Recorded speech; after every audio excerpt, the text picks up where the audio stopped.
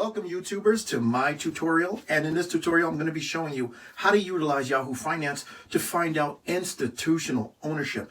Who are some of the funds and institutions that own the securities that you wish to invest in? What does this tell you about those companies? It tells you whether it's a solid company that's trusted by institutions, and usually that gives you the green light to invest in a company, because who would invest in a company that didn't have a lot of institutions that owned them?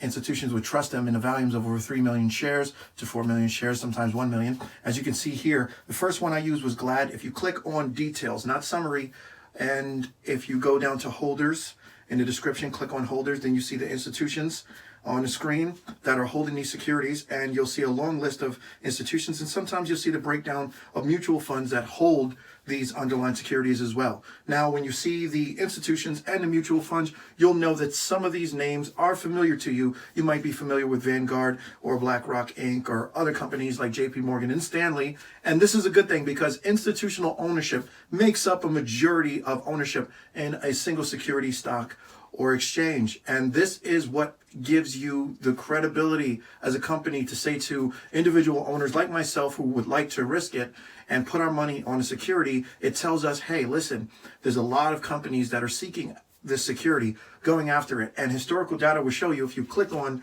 the charts, it'll show you historical data, and you can click on the frequency and everything you need, dividends only, and you can see the dividends. So as you see on the screen, how often dividends are paid. If you get 12 on the list, that means that it pays once a month.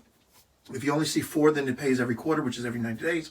But the great thing about Yahoo Finance is that you can get a lot of data from the companies that you wish to invest in. And if you can't get the data from Yahoo Finance, you can always go to the summary, the explanation of the underlying security, what it tells you about it in its mission statement, toward the bottom. After you hit details and go down to the description of the business, they might have a website there for you to log on to and click and learn everything you need to.